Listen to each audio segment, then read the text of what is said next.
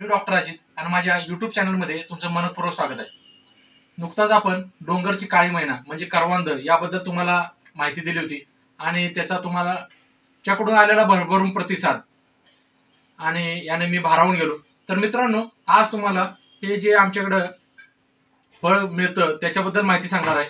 हा कोकणी रानमेवा आहे आमच्यासाठी आणि हा मार्च नंतर म्हणजे उन्हाळ्याच्या दिवसामध्ये आम्हाला हा खायला मिळतो। तर त्याबद्दल माहिती देणार आहे। तत्पूर्वी माझी तुम्हाला विनंती आहे की आपल्या चॅनलला सबस्क्राइब करायचं मात्र विसरू नका। व्हिडिओच्या खाली असणारे रेड कलरचं बटन प्रेस करावे आणि बेल आयकॉनला हिट करा म्हणजे तुम्हाला नोटिफिकेशन मिळत जातील। तर मित्रांनो, हे आळू, करवंद, जांभळ, फणस आणि आंबे आणि ही डोंगरी बोर हे आमच्यासाठी कोकणासाठी एक पर्वणीच असते। तर मित्रांनो, मी कोकणाचा आणि कोकण माझा आपल्या चॅनलमध्ये पुन्हा एकदा तुमचं स्वागत आहे। आज तुम्हाला या फळाबद्दल माहिती देणार आहे। तुम्हाला वाटत असेल चिक्कू दाखवतात का काय, हे आम्हाला पण माहिती आहे, पण तसं नाही मित्रांनो। हे आहेत डोंगरी आळू। तर हे आळू हे चिक्कू सारखं दिसायला फळ जरी असलं तरी सुरुवातीला हे हिरवगार असतं आणि काटेरी झुडपामध्ये मिळतं। तोडून काढायला फार कष्ट लागतात कारण ते काटे लागत असतात। आणि आमच्याकडं पश्चिम महाराष्ट्रात आमचा पाटणचा भाग, कोकण किनारपट्टी, तसेच सातपुडा पर्वतरांगा आणि सह्याद्रीच्या पर्वतरांगामध्ये ही फळं तुम्हाला नक्की खायला मिळतील। तर आता आपण हे फोडून पाहूया।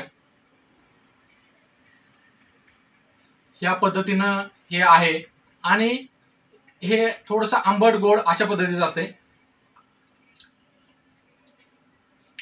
अतिशय चविष्ट असं हे फळ आहे मित्रांनो। तर याचं नाव आहे मैना लॅक्सीफ्लोरा। याला आळू आळू म्हटलं जातं। तुमच्या भागामध्ये याला काय म्हटलं जातं हे मला नक्की कमेंट बॉक्समध्ये कमेंट करून सांगा। तर मित्रांनो, हे जे आळू आहे म्हणजे याला हिंदीमध्ये मैन म्हटलं जातं, आम्ही याला आळू म्हणतो। मैना लॅक्सीफ्लोरा हे त्याचं नाव आहे। तर सातपुडा पर्वतरांगा किंवा नॉर्थ ईस्ट असू दे तर या ठिकाणी मोठ्या प्रमाणावरती हे फळ सापडतं। तर याच्यामध्ये मित्रांनो anti fungal, antibacterial, anti microbial अशा ह्या प्रॉपर्टीज आहेत। आणि नुकत्याच झालेल्या संशोधनानुसार याच्यामध्ये टॅनिन, सॅपोनिन, अल्कलॉइड, स्टार्च, कार्बोहायड्रेट यांचं प्रमाण आढळलेलं दिसून आलेलं आहे। आणि मित्रांनो, अजून ह्याच्यावरती रिसर्च करणं बाकी आहे। तुम्ही देखील याच्यावरती नक्कीच काही रिसर्च करा।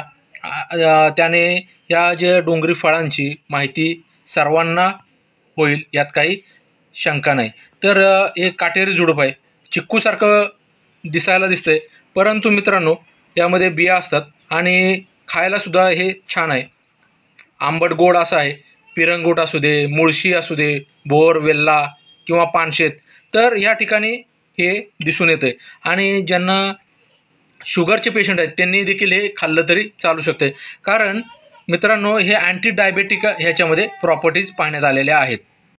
मित्रांनो, याच्यामध्ये पोटाचे जर काही विकार असतील म्हणजे गॅस्ट्रोइसोफेजियल रिफ्लक्स डिसीज, पेप्टिक अल्सर किंवा असं जर काय असेल आणि करपट ढेकर येत असतील तरी हे फळ खाल्लं तर तुम्हाला नक्कीच त्याचा फायदा होईल, यात काही शंका नाही। म्हणजे पोटाचे जे प्रॉब्लेम्स असतील काय तर ते नक्कीच या फळामुळे दूर होतील। आणि ह्याच्यामध्ये तुम्हाला मागे सांगितलंच की हे अँटी डायबेटिक हे फार्मॅकोलॉजिकल प्रॉपर्टीज याच्यामध्ये गुणधर्म मिळालेले आहेत, त्यामुळे डायबेटिसच्या रुग्णांसाठी हे वरदानच आहे। त्याचप्रमाणे जर खास खुजली किंवा काय होत असेल, अँटीफंगलसुद्धा याच्यात प्रॉपर्टी आहेत, अँटी मायक्रोबियल आहे की ह्याचा किंगडम प्लॅन्टी आहे आणि रुबियासी फॅमिलीमध्ये हे फळ किंवा ही वनस्पती मिळून येतं। आणि एक साधारण ह्याची उंची एक मध्यम आकाराचं झाड आहे असं म्हणायला काय हरकत नाही। दिसायला चिक्कूसारखं फळ आहे, पण ह्याची भन्नाट आंबट गोड चव नक्की चाखा आणि मला कमेंट बॉक्समध्ये कमेंट करून सांगा। मी डॉक्टर अजित अशीच तुम्हाला महत्त्वपूर्ण अशी माहिती घेऊन येईन।